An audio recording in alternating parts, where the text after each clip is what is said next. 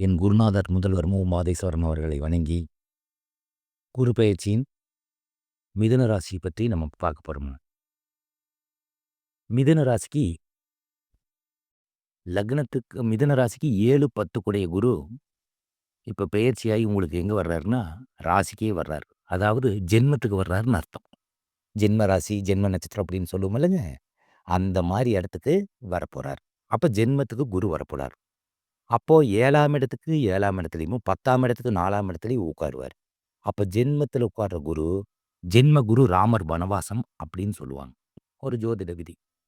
ஆனா, ஜென்மத்தில குரு உட்கார்ந்தாருன்னா, இந்த ராசிக்கு 7ஆம் இடம்னு சொல்லக்கூடிய ஒரு புனிதமான இடமான மனைவி ஸ்தானமும், 10ஆம் இடம்னு சொல்லக்கூடிய ஒரு மனிதன் பிழைக்கக்கூடிய தொழில் ஸ்தானாதிபதியுமா வருவார். அவரு என்ன பண்ணுவாருன்னு பார்த்தீங்கன்னா, அவர் ஜென்மத்தில உட்கார்ந்தாருன்னா, உங்களுக்கு அலைச்சல் பாடே தீராதுங்க. நல்ல அலைச்சலா இருக்கு. காரணம், அந்த அளவுக்கு நீங்க சம்பாரிப்பீங்க. ஜென்மத்தில குருக்கு வந்தாருன்னா, அலைச்சல் பாடு தீராது. ஆனா, நல்லா சம்பாரிப்பீங்க. அப்போ புதுசா வீடு கட்டி போலாங்களா? போலாம். 5ஆம் இடம் பூர்வீகத்துக்கு போலாங்களா? போலாம். 9ஆம் இடம் 5ஆம் இடத்த பார்ப்பாரு, 7ஆம் இடத்த பார்ப்பாரு, 9ஆம் இடத்த பார்ப்பாரு. 5ஆம் இடம் புகழ், கீர்த்தி, பூர்வீக ஸ்தானம் பலமடையுங்க. 7ஆம் இடம் மனைவிக்கு ஏதாச்சும் நோய், நொடி இது இருந்தாலும் அது ரெடி ஆகுங்க. அதுக்கடுத்து வந்து பார்த்தீங்கன்னா, நண்பர்கள் வந்து நல்ல உறவுகள் எல்லாம் முறிவு இருந்திருந்தாலும், அதுகளும் உங்களுக்கு நல்ல ஒரு பலன்கள குடுப்பாரு.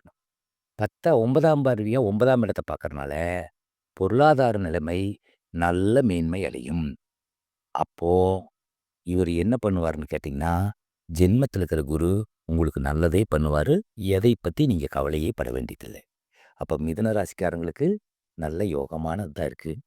10ல ஒரு பாவியாவும் இருக்கோணும். ஆனா 10ல உங்களுக்கு சனி வந்துட்டாரு. உபரியா நீங்க செய்யற தொழில்லயே அடிஷனலா உபரியா இன்னொரு தொழில் செய்வீங்க. நல்ல முன்னேற்றமா இருக்குங்க. வணக்கம்.